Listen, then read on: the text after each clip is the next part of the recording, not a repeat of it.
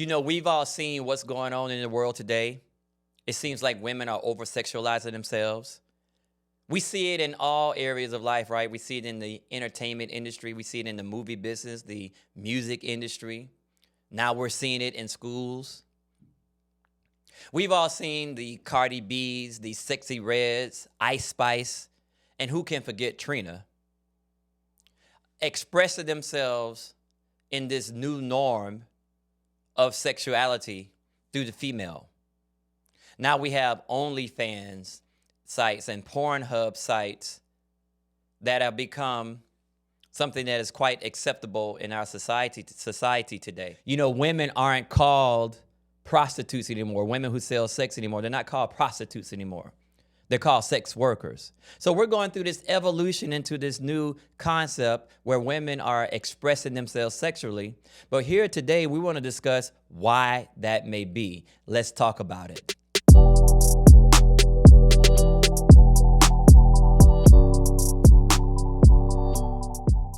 Okay, as you guys know me, I enjoy talking. I enjoy conversating especially about history. I think in order for us to understand why women are truly over-sexualizing themselves, we must have a good understanding of how we got to this space. And please bear with me, because I think the only way we're going to be able to do this without judging women, without demonizing women, without doing all the stuff that has happened to women for the last 2,000 years, we have to at least touch on history a little bit. Okay, so let's get into it. All right, so for the last approximately 2,500 to 2,000 years, in the age of Pisces, civilizations created success through conquering, controlling, consolidating other nations under one authority. So in other words, for the past 2,000 years or so, society's success is based upon how well it was able to go out and go to war, control, destroy, consolidate, and manage. So the number one gross product, if you will, was conquering other societies and bringing them into the authority of one society. In these particular societies, since it's about controlling, it's about managing, it's about physical brawn, it's about going out and conquering people through physical might, going through war and all these different things, these societies become very dependent upon the masculine energy, in particular the masculine brawn. Because everything in the society is based upon what? Physical management. Let's think about it for a second. You know, when Alexander the Great marched his army all the way into India to conquer India, that is a huge feat of masculine brawn and the physical might of men, the bravery of men, the fierceness of men. Those societies are very much dependent upon that. So for the last 2,000 years or so, that society had to configure itself to not only exalt the masculine brawn, but also protect it. Because one of the things that's very diminishing to physical brawn is the sensual expression of the female. As a matter of fact, we've heard stories about like Samson and Delilah and all these different things. The stories are stories that are about the diminishing effect of the female sensuality has on the power, strength, fierceness, brawn of man.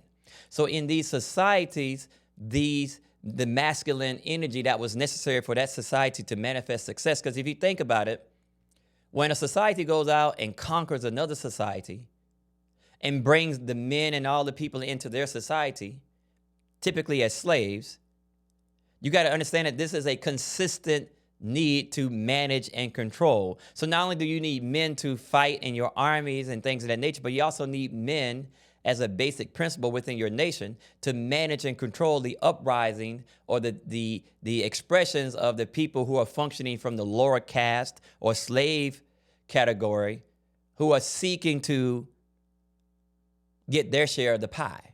So now those people have to be managed on a consistent basis. So these societies are built heavily upon brawn. the physical might of man, the fierceness of man, the bravery of man, his ability to do what's necessary for the society versus what's necessary for the individual. These are all masculine traits.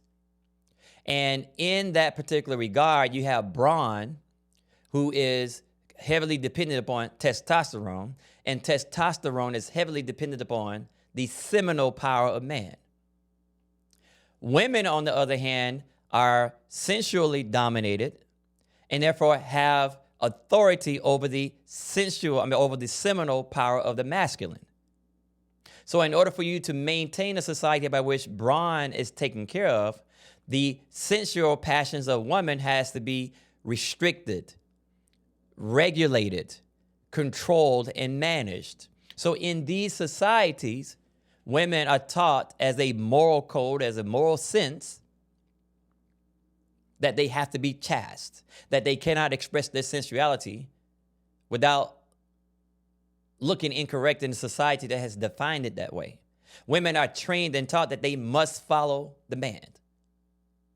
So women are put under the authority of man. He must follow man. She can't express her sensuality because in certain civilizations, if she expresses her sensuality, she's stoned to death. And these are all protective mechanisms because your society at this time makes its money on the physical brawn of man. And so therefore, the physical brawn of man must be protected. So what are we talking about? We're talking about why are women over-sexualizing themselves. So we're talking about sex. We're talking about sensuality through sex. Now, mind you, sensuality is just one of the powers of the feminine principle. And also physical brawn is just one of the powers of the masculine. But I just want to be clear about that. There are higher expressions of these realities that man and woman will eventually evolve into. But we're here just simply talking about these things. So we're talking about sex. Let's just keep it real. Okay?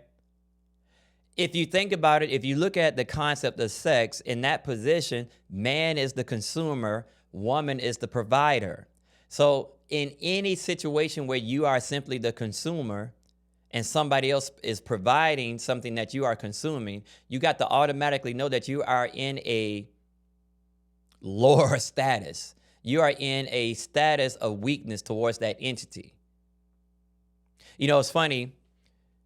I try to become independent in many ways. So anytime that I'm consuming something, like for instance, let's say kombucha, you know, our family enjoys kombucha, but I am a consumer, so I have to go to the store and buy somebody else's version of kombucha and make them money. So what I attempt to do is turn myself into a producer. So I have my daughter making kombucha homemade so that we can eventually get out of the title of consumer and into the title of producer. But what I'm saying that for is to simply say this, that when you are a producer, you are in the position of power to the consumer.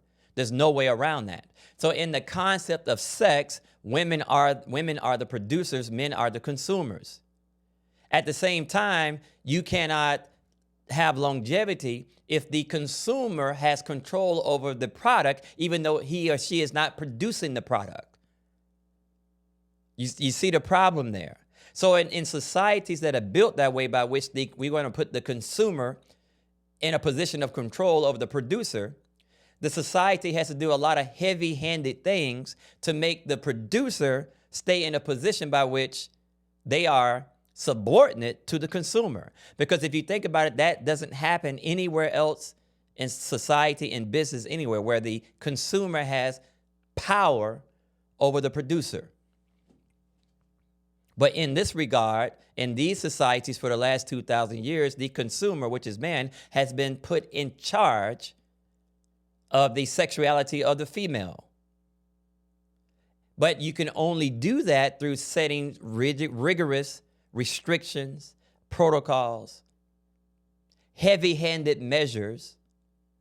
You have to go overboard to do that, because that is completely antagonistic to natural harmony. The consumer is always subordinate to the producer.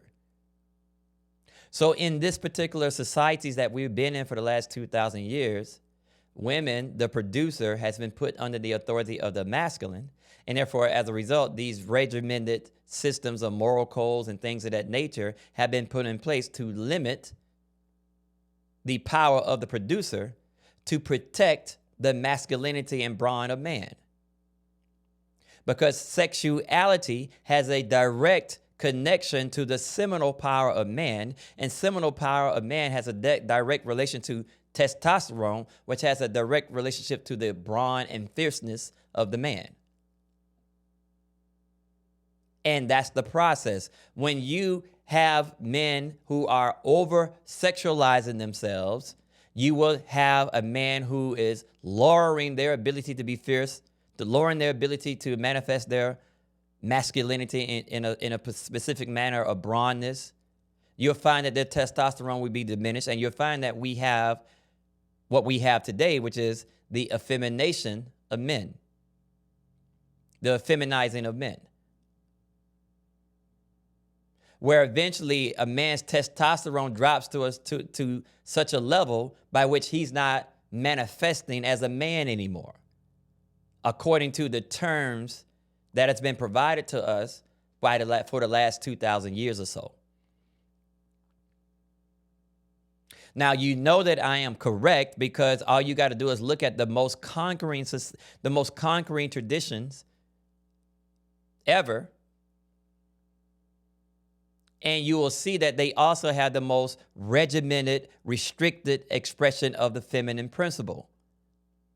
So if you look at Islam and Christianity, you'll also find that they are very regimented and very strict towards the sensual expression of woman. And that's why you'll see in certain sects, you'll see women have to cover themselves up and only their eyes are exposed to further enslave the producer to the consumer. So what is going on in society today? Well, first of all, we're transitioning out of the age of Pisces and into the age of Aquarius. We're transitioning now into a space where there is a need for women to raise themselves up to equanimity with men, to a place where there's equality between man and woman. The challenges that we are about to face, we need women to step up and be equal with man. Now, notice I didn't say we need women to step up and be in charge of men. I didn't say that. I said that next society that is created is going to have balance between man and woman. Now, unfortunately, well, not fortunately, I guess, but, so for your female liberationists out there who think that the next society is going to be women are running everything and, men are just going to be there to procreate and then you kick them out the house, that's not going to happen. You can have as much wishful thinking as you want to, but that's not going to happen. The next society that we're moving into, there's going to be equanimity between man and woman. But right now, and for the past 2,000 years, it's been man above woman. And we can't be successful in this new society that we're moving into with that particular same construct. For the past 2,000 years, when you're conquering and managing people and controlling people, and if you have to, killing people and all these different things, it's dependent upon the physical brawn of man. And therefore, certain things had to take place. That type of society where the consumer is, in control of the producer, you can have relative success in that day and age. But as we're transitioning out of this age, you cannot have success in this new age because now the hedge that has been protecting man from the female sensual power has been removed. And now women are expressing themselves, expressing their sexuality, and so on. Now, why are women over-sexualizing themselves? Well, for one, society is moving away from its dependence upon the physical brawn. In this cashless society that we're going into, you don't need policing systems anymore. So now, as you notice, in a lot of the neighborhoods in the major cities, the police force is being pulled back because you don't need a police force in the cashless society. You don't need the physical brawn in the cashless society. Somebody somewhere can hit a button and stop your electric car. Somebody somewhere can hit a button and turn your digital wallet off. So those are levels of control that they're going to exert moving into this new day and age. So therefore, there's no need for the physical brawn. As a matter of fact, physical brawn becomes antagonistic to the transition of this quote unquote new world order. And so the hedge being removed and this over-sexualization being promoted is simply a way to transition from the dependence of the masculine brawn. Since most men are functioning at their lowest level, since most men don't have the necessary discipline they need, they're going to fall victim to this tidal wave of sexual expression that is coming down the pipe, that is already coming.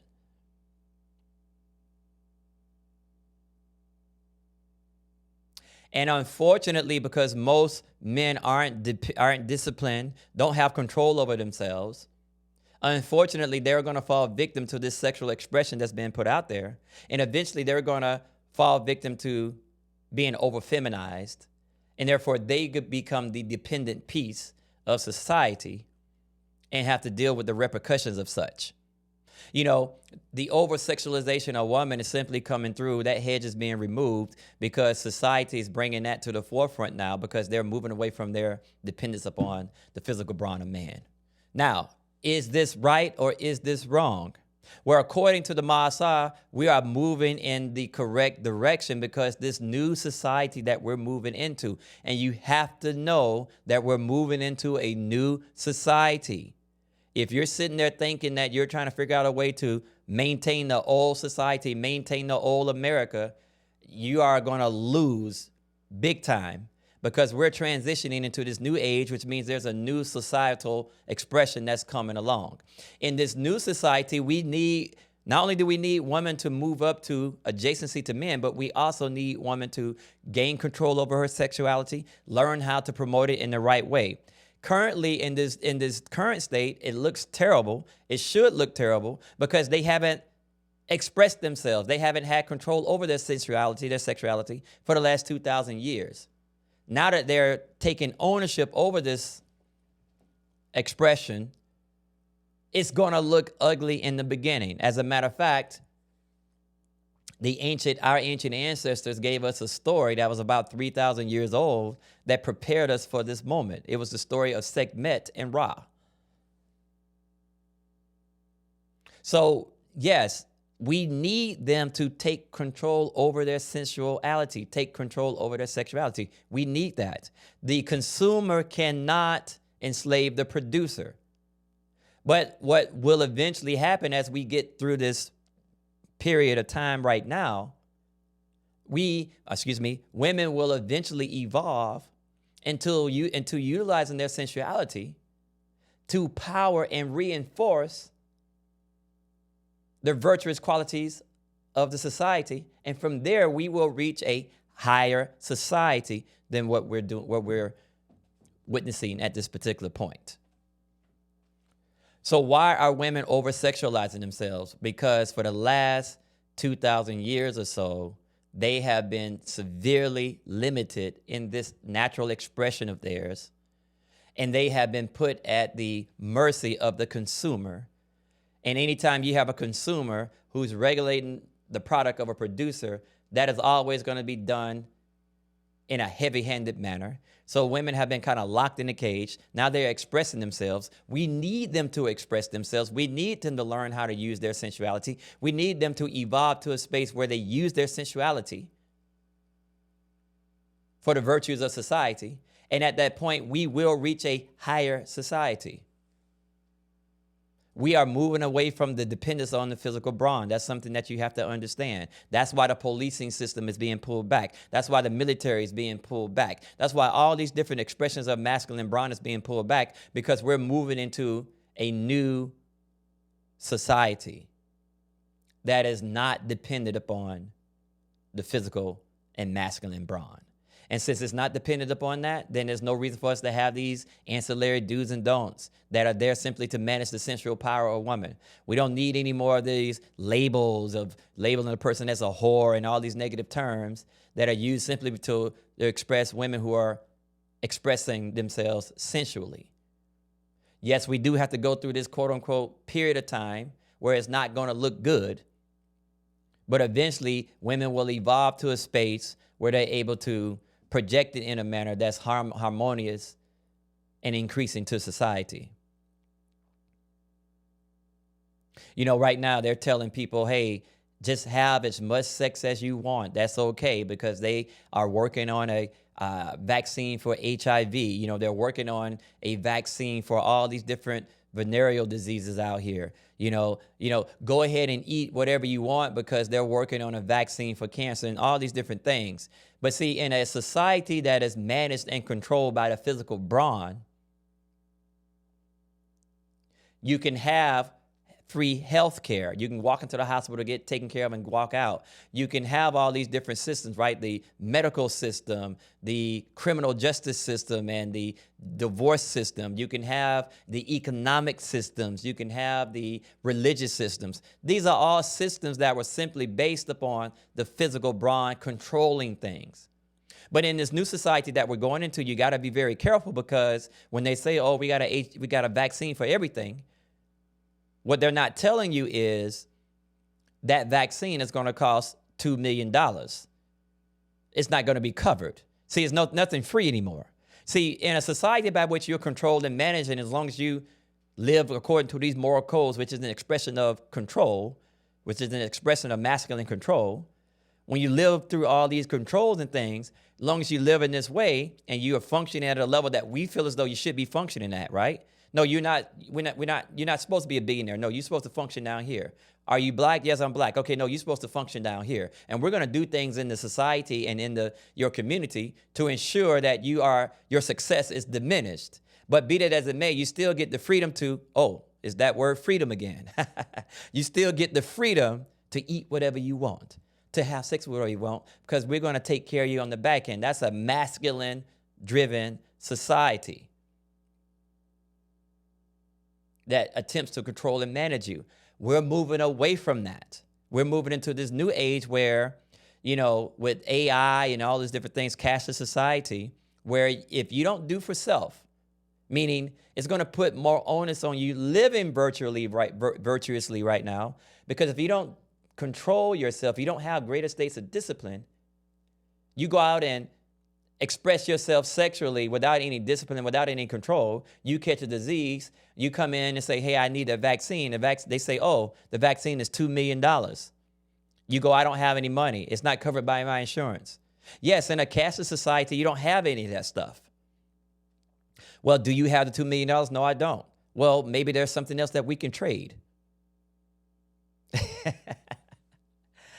Anyway, we could talk to the cows come home, but why are women over-sexualizing themselves? Simply because society is moving away from a masculine-dominated society, and that's okay, because men have to now increase. Men have to now evolve to the next level of masculine evolution. What did men do before the advent of warring and conquering and pillaging? What did men do before that? Well, I can tell you what black men did. They built pyramids. They built science. They created the medical system, right? Or your healing systems. They created the astrology and astronomy. That's what men did. You see, before men were warriors, men were in the temples doing these things. So we have to evolve, but on the same token, women also have to evolve through how to project and use their sensuality for the greater good of society, to not only nourish and create their happiness, but also maintain the balance that is necessary to reach higher states of society. Peace and blessings. Again, if you enjoyed this video, feel free to subscribe to this channel to get updated on other videos. Also, you can subscribe to my podcast. You can also follow me on Instagram, Facebook, and Twitter at Ra'ama Hetep. Have a wonderful day. Talk to you later. Peace.